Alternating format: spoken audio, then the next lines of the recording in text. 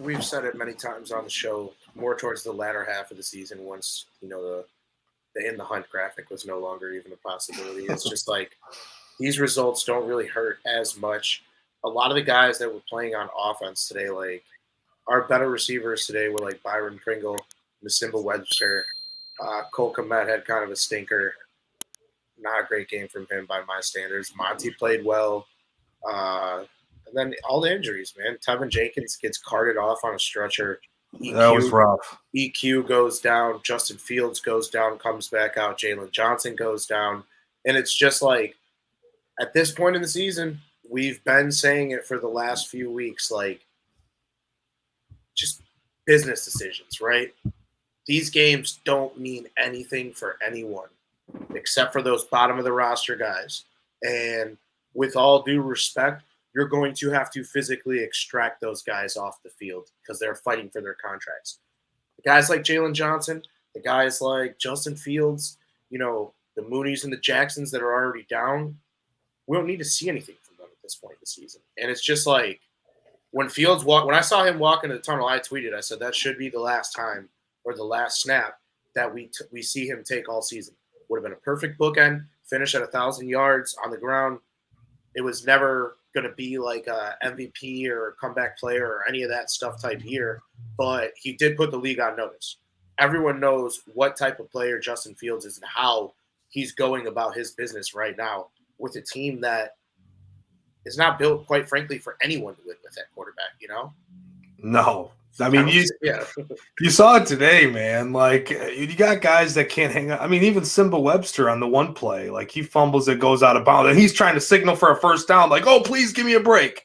Like, he caught the damn ball, bro. Probably his first catch of the year. I mean, it probably was. I don't even know. Honestly, I don't remember hearing his name the rest of the season leading up to this. But, like, dude, the offensive line, like, Leatherwood was getting his shit rocked. He was getting his ass kicked all day before he got pulled or whatever happened with him.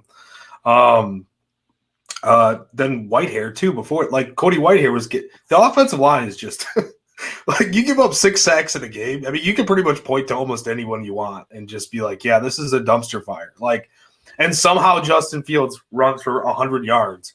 I think he had like 130. I'm trying to pull up the box score right now. I'm just terrible with technology. And I also have terrible Wi-Fi.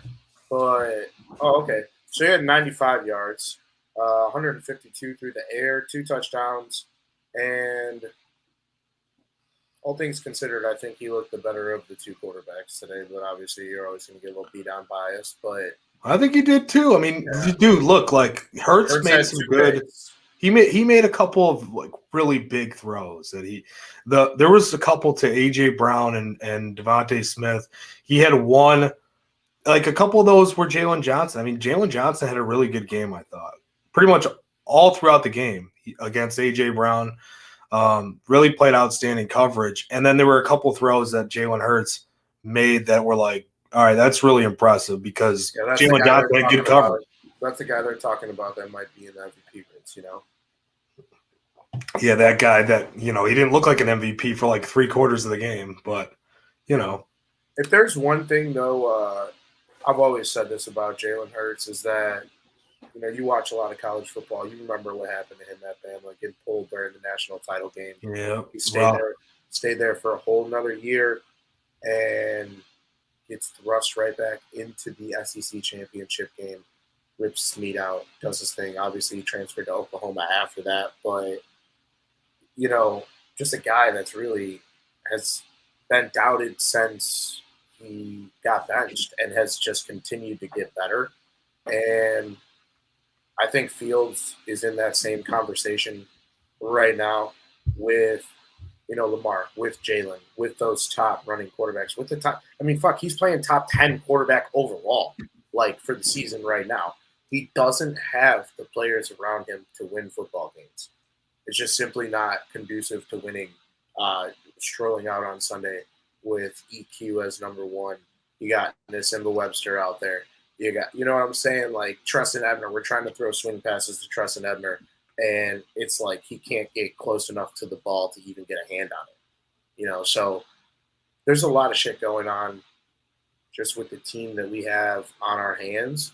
But I think that it's encouraging for us as Bears fans to really just see the growth week in and week out. And it's like that one run that he got where he ran out of bounds at the 9.